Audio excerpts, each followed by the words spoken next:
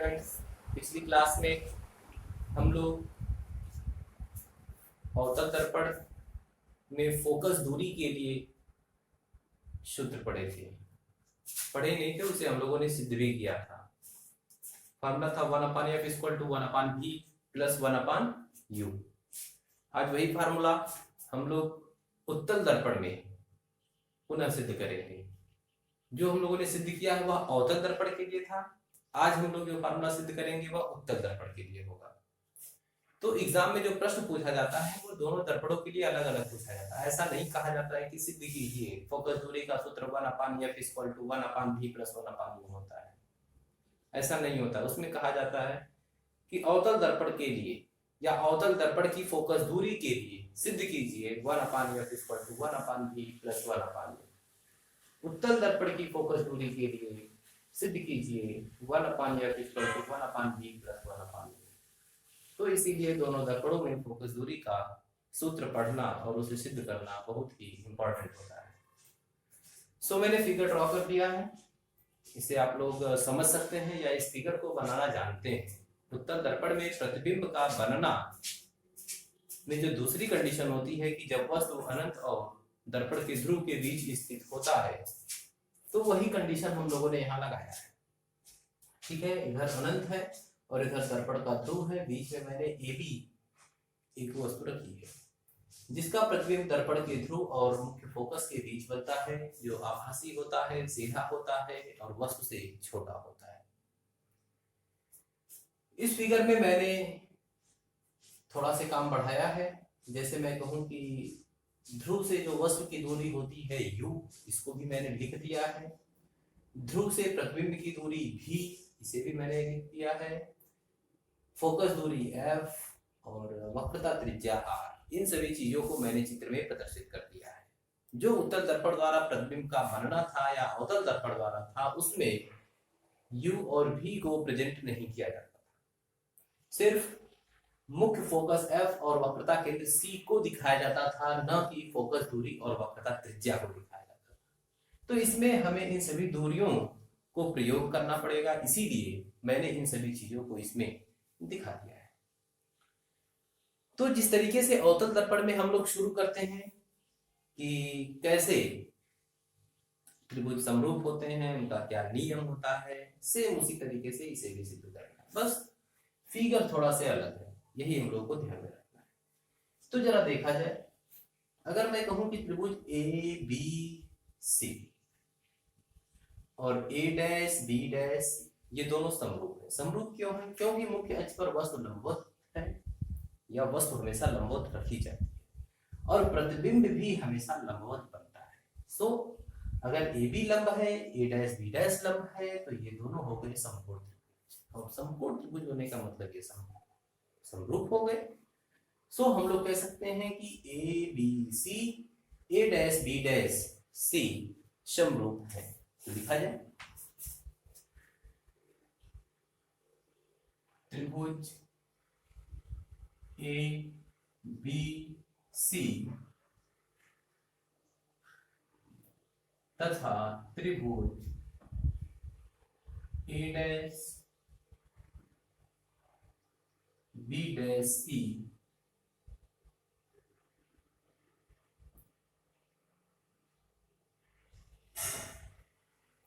समरूप है। जब ये समरूप होंगे तो क्या लिखा जा सकता है? लिखा जा सकता है A B upon A dash B dash equal to A C upon A dash C. इसे मैं मान लेता हूं समीकरण नंबर 1। सो इसी प्रकार से जरा दूसरा त्रिभुज देखा जाए, एन डी एफ और ए डैश बी डैश एफ। त्रिभुज एन डी एफ तथा त्रिभुज ए डैश बी डैश एफ समरूप है। जब ये भी समरूप है तो हम लोग लिख सकते हैं N D upon A dash B dash equal to N F upon A dash, इसे मैं मान लेता हूं समीकरण नंबर 2। तो जरा देखा जाए चित्र में कि जो ये एन डी है वो ए बी के बराबर है, तो हम लिख सकते हैं परंतु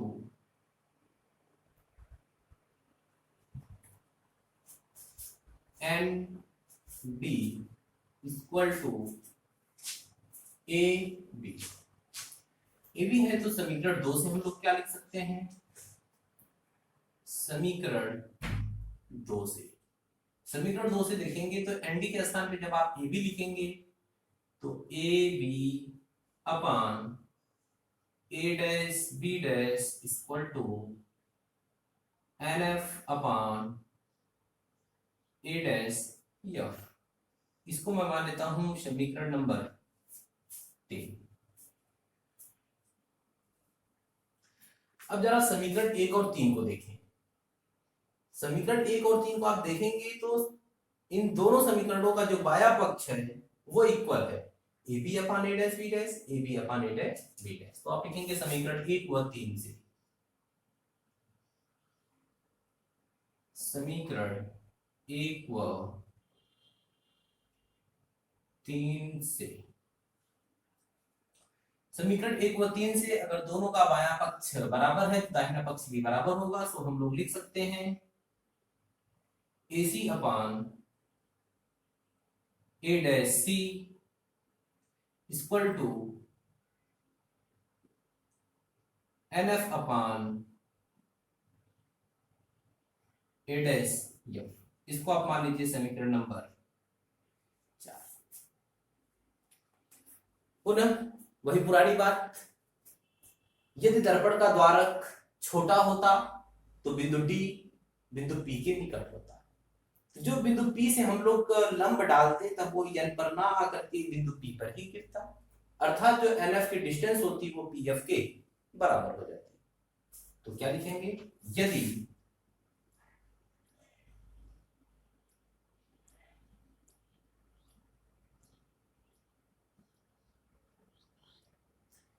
दर्पण का द्वारक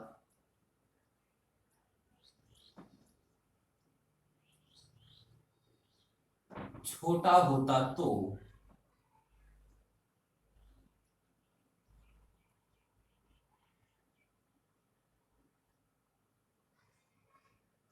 बिंदु डी ध्रुव पी के निकट होता,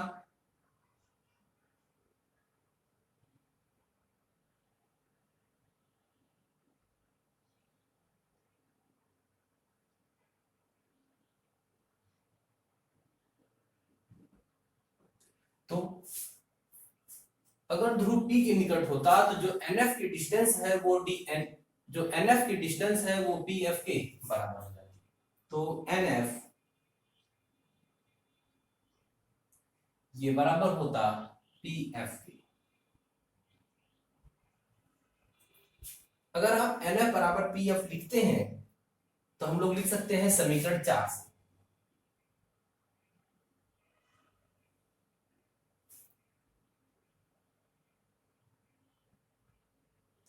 समीकरण 4 से जरा देखा जाए, AC upon A dash C, AC upon A dash C equal to NF के स्थान पे पीएफ अपान ए डैश। इसको मैं मान लेता हूं समीकरण 5। कल मैंने आप लोगों को बताया था कि दर्पण में जो भी दूरियां नापी जाती हैं वो दर्पण के ध्रुव से ही नापी जाती है। देखिए मैंने फिगर में रिप्रेजेंट भी किया है, जो यू को दिखाया है वह भी दर्पण के ध्रुव से है, भी एफ आर ये सारी दूरियां दर्पण के ध्रुव से नापी गई है। और इसमें जो हम लोगों के पास डिस्टेंस है AC, जरा देखिए AC, ये दर्पण से दूरियां नहीं नापी गई हैं, ये तो सीधे सीधे जहां वस्तु रखी है और वक्रता केंद्र के बीच की दूरी है। सो हमें इसे कन्वर्ट करना पड़ेगा, बदलना पड़ेगा, जिसमें नापी जा सकने वाली सारी दूरियां थ्रू से हो जाए। सो जरा देखिएगा फिगर में एसी को हम लोग क्या लिख सकते हैं। एसी को मैं लिख सकता हूं P A plus P C. So ऐसे ही सारे डिस्टेंस को चेंज करते हैं। एसी को हम लोग लिख सकते हैं P A plus P C. A dash C को जरा देखा जाए। ए डैश सी को लिख सकते हैं P C minus P A dash. अगर मैं पी सी डिस्टेंस में से पी ए डैश को माइनस कर दूं तो ए डैश से मिल जाएगा। तो लिखा जाएगा P C minus P A dash equal to, इसमें ऑलरेडी पी है, इसे हम लोगों को बदलना नहीं है, upon A dash F. A dash F के लिए भी लिखेंगे P F minus P A dash, P F minus P A dash. अब इसमें पी ए पी सी है क्या, उसी दूरी को उसके संकेत से रिप्रेजेंट कर लेते हैं। पी ए क्या है, वस्तु की दूरी, यू से डिनोट करेंगे, बाई तरफ है इसलिए माइनस, ये हो जाएगा minus U plus P C, P से लेकर के सी तक की दूरी वक्रता त्रिज्या जिसे आर से दिखाएंगे दाहिनी तरफ है इसलिए ये positive R, upon P C फिर से R minus P A dash, P A dash प्रतिबिंब की दूरी है यानी कि भी इक्वल टू पी एफ माने फोकस दूरी जिसे हम लोग एफ अपॉन पी एफ फिर से F minus P A dash फिर से भी। अब हम लोग जानते हैं कि r इक्वल टू 2f होता है, फोकस दूरी और वक्रता त्रिज्या में संबंध। तो ये हो जाएगा minus U plus 2f upon r के स्थान पर 2f minus v equal to f अपॉन f माइनस v। यहां पर हम लोग क्रॉस मल्टीप्लाई कर देते हैं।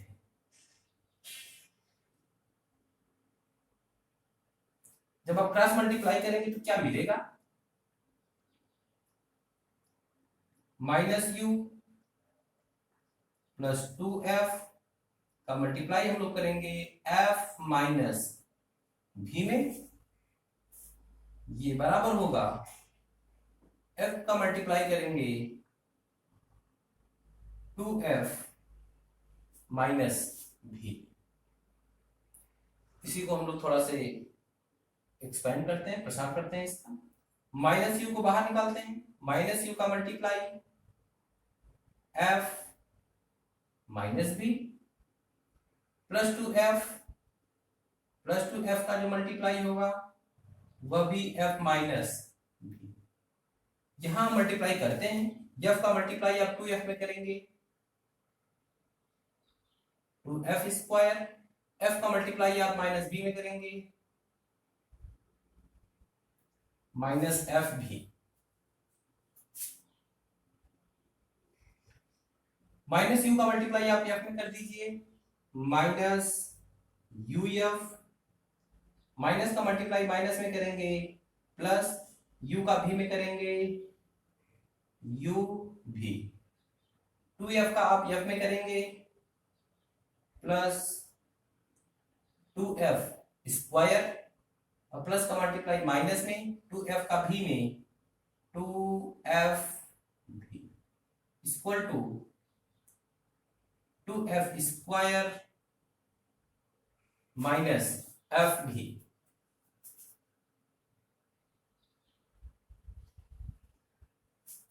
जरा देखा जाए, इक्वल के लेफ्ट साइड में भी plus 2f square, right side में भी 2f स्क्वायर, ये 2f स्क्वायर इस 2f स्क्वायर से कैंसिल हो जाए।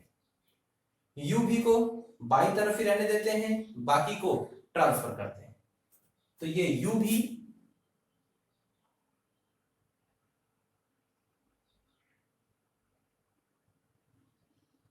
यू भी इक्वल टू, जरा देखा जाए, अभी मैं इधर सबको ऐसे ही रहने देता हूं, ये माइनस एफ भी है इक्वल के बाद माइनस एफ भी, ये हो गया माइनस एफ भी।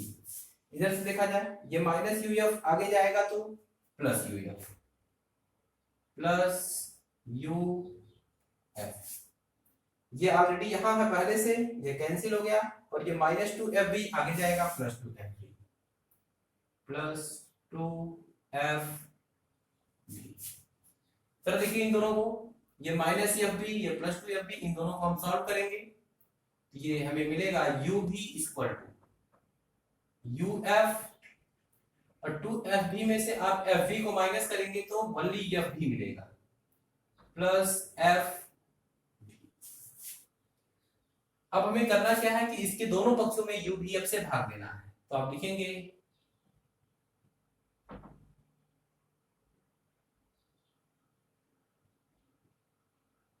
दोनों पक्षों में यू भी एफ से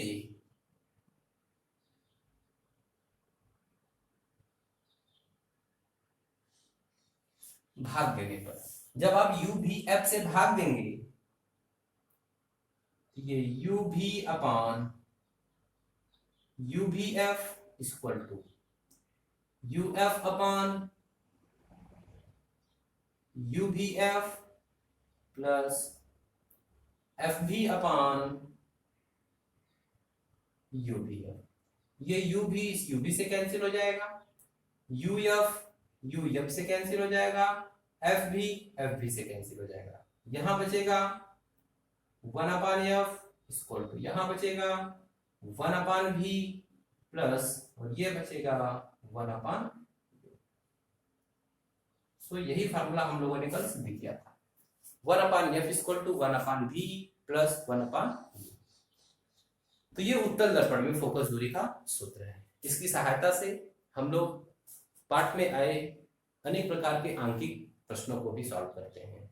तो लेसन जब कंप्लीट या फिनिश हो जाएगा तो मैं आपको कुछ सवालों का अभ्यास भी करा दूंगा कि किस तरीके से इस फार्मूले पर सवाल में लगाए जाते हैं। तो इसे आप लोग नोट कर लीजिए।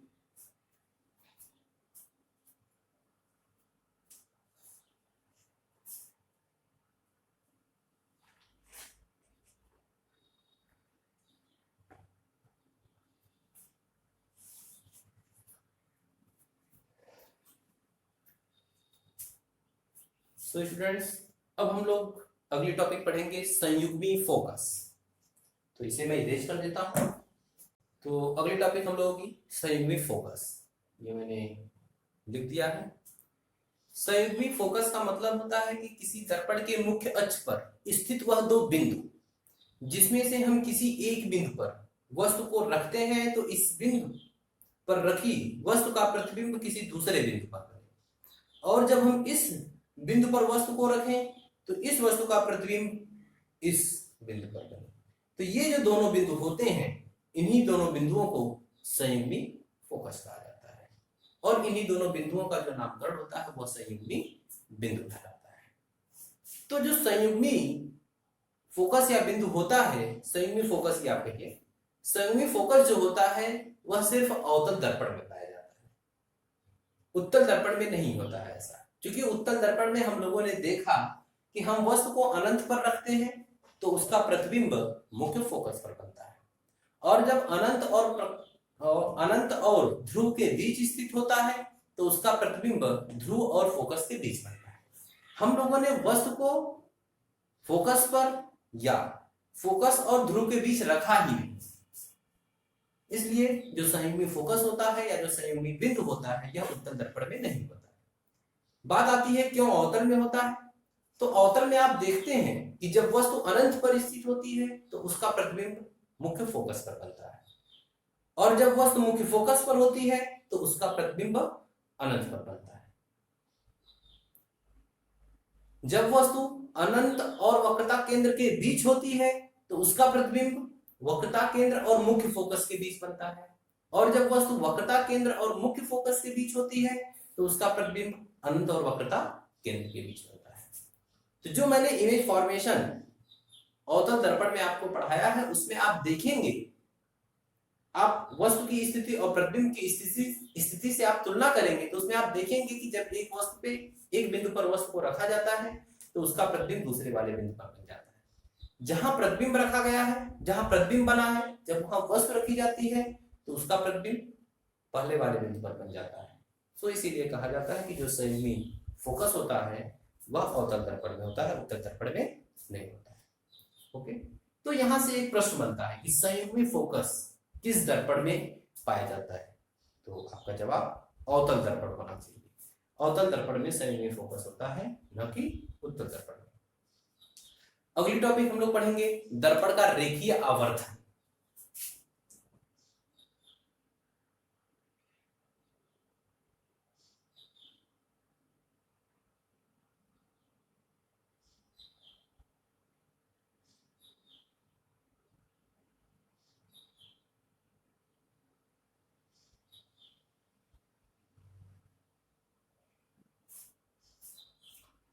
दर्पण का रेखीय आवर्धन कहा जाता है कि दर्पण द्वारा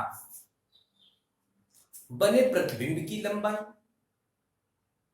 और वस्तु की लंबाई का जो अनुपात होता है यही दर्पण का रेखीय आवर्धन कहलाता है। इसे हम लोग यम से प्रदर्शित करते हैं। यम इक्वल टू लिखा जाता है आई अपान ओ, जहां आई प्रतिबिंब की लंबाई होती है और ओ वस्तु की लंबाई होती है। सो आप लोग किताबें जितनी अधिक पढ़ेंगे इतने संकेत हो सकता है आपको अलग अलग मिले। कहीं कहीं एच डैश अपान एच यूज किया जाता है और कहीं कहीं किताबों में आई और ओ यूज किया जाता है। तो सो मैं आई और ओ के लिए फार्मूला लिख रहा हूं। पहले मैं इसको शब्दों में लिख देता हूं, फिर मैं इसे संकेत के रूप में लिख देता हूं। तो रेखीय आवर्धन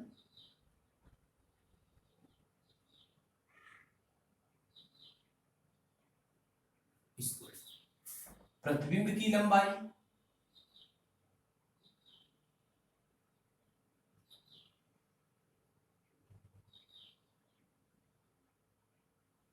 बटे वस्तु की लंबाई। रेखीय आवर्धन को हम लोग यम से दिखाते हैं, यम इक्वल टू प्रतिबिंब की लंबाई को आई से दिखाते हैं, आई, और वस्तु की लंबाई को ओ से दिखाते हैं, M equal to I upon ओ। और भी आप देखेंगे इस आई अपान ओ का जो संबंध होता है वो वस्तु की दूरी और प्रतिबिंब की दूरी के साथ होता है। तो जो आई अपान ओ होता है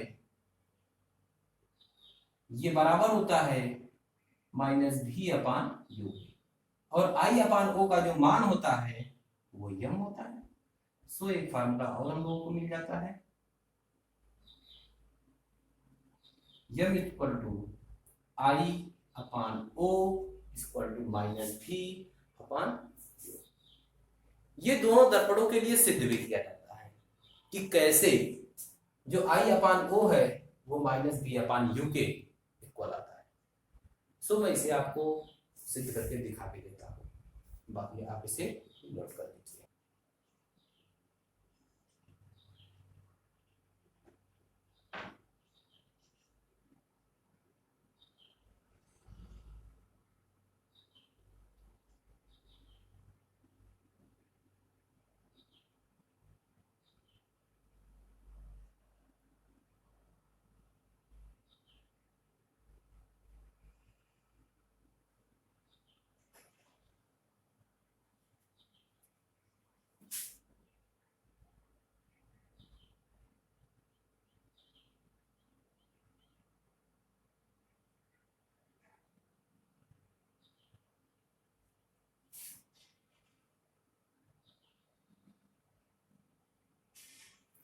तो दर्पण के रेखीय आवर्धन का जो सूत्र होता है M equal to I upon O equal to minus B upon U होता है। इसे मैं आपको सिद्ध करके दिखाता हूं कि कैसे ये आता है। अभी मैंने आपको पीछे बताया कि जो दर्पण का रेखीय आवर्धन होता है वह दर्पण द्वारा बने प्रतिबिंब की ऊंचाई या लंबाई और वस्तु की लंबाई का जो अनुपात होता है वही दर्पण का रेखीय आवर्धन कहलाता है, जिसे हम लोग यम से प्रदर्शित करते हैं। यम इक्वल टू लिखा जाता है आई अपान ओ। पुनः एक फार्मूला हम लोग और पढ़ते हैं उसी में, M equal to I upon O equal to minus B upon U. तो ये आता कैसे है? परिभाषा के अनुसार यम इक्वल टू आई अपान ओ तो सही है, लेकिन ये equal to minus B upon U कैसे आता है? इसके लिए मैं एक यह फिगर बनाया हूं, इस फिगर या चित्र की सहायता से आपको बताऊंगा कि कैसे जो यम होता है यह प्रतिबिंब की लंबाई और वस्तु की लंबाई के अनुपात के बराबर होने के साथ साथ कैसे यह प्रतिबिंब की दूरी और वस्तु की दूरी के अनुपात की ऋणात्मकता के बराबर होता है। तो ये मैंने बना दिया एक अवतल दर्पण, और इसमें वक्रता केंद्र और अनंत के बीच मैंने एक वस्तु रखी है ओ डैश। इसमें मैंने दो नियम लगाए हैं। पहला नियम है मुख्य अक्ष के समांतर जाने वाली प्रकाश की किरण मुख्य फोकस से होकर चली जाती है।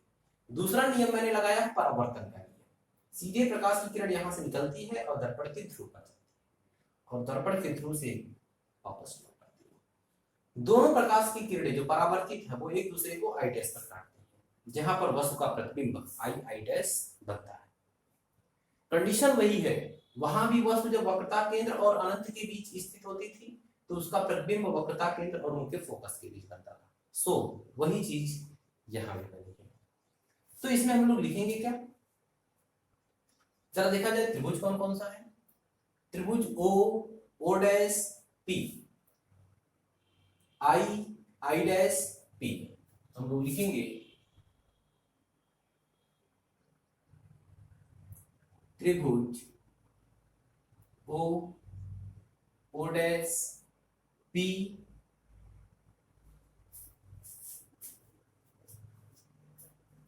तथा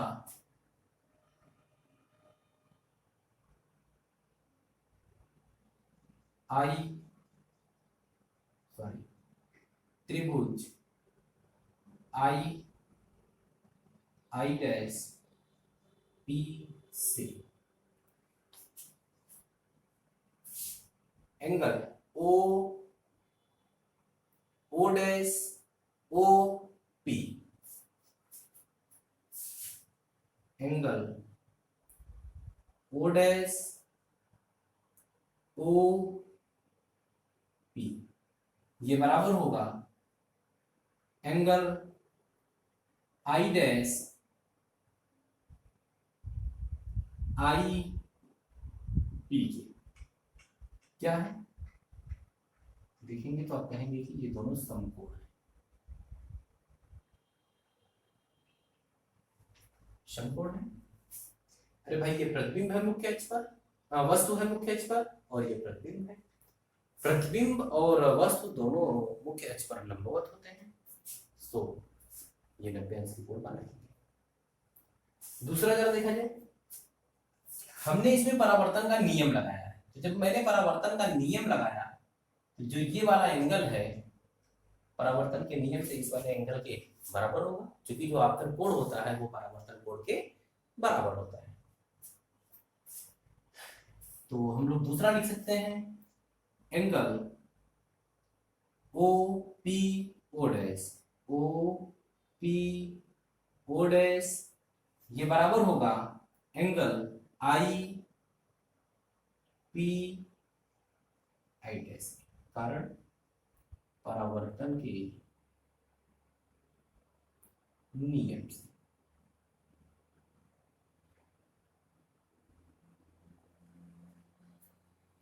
अभी पीछे वाले फार्मूले में हमने आपको बताया कि जब त्रिभुज दोनों समकोण थे तो त्रिभुज समरूप हो गया। कोण समकोण, दोनों त्रिभुजों का एक एक कोण समकोण था तो त्रिभुज समरूप हो गया। तो समकोण तो यहां भी है, अर्थात त्रिभुज समरूप होना चाहिए। तो आप लिखेंगे अतः दोनों त्रिभुज समरूप है। अतः दोनों त्रिभुज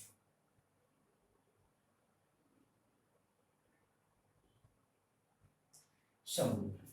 जब दोनों त्रिभुज समरूप है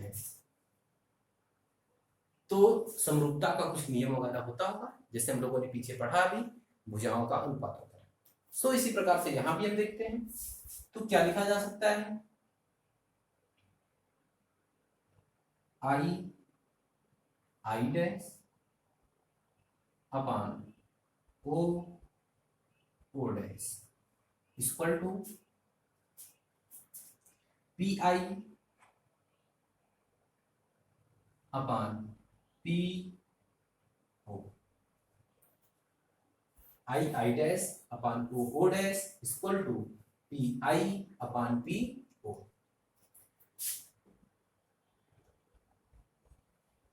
देखिए क्या लिख सकते हैं, आई डैश ये प्रतिबिंब की लंबाई है जिसे हम लोग किससे दिखाते हैं, भी से, भी से, लेकिन नीचे की तरफ है इसीलिए माइनस भी,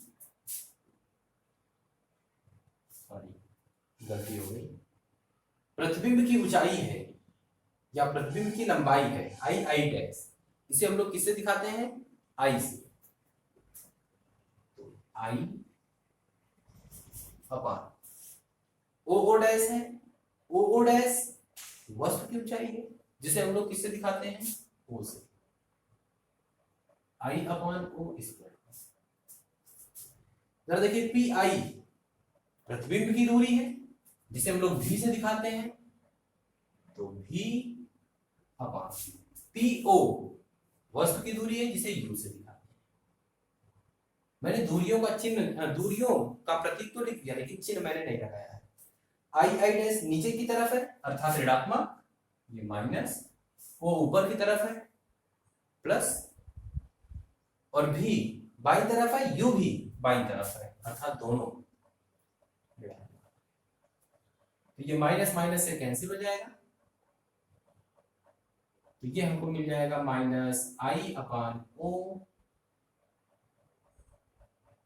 इक्वल टू भी अपॉन, इसे हम लोग लिख सकते हैं M equal to I upon O equal to minus V upon, so M equal to I upon O equal to minus V upon. तो इस तरीके से हम लोग इसे सिद्ध करते हैं। बाकी सारी चीजें अगली क्लास में। Thank you.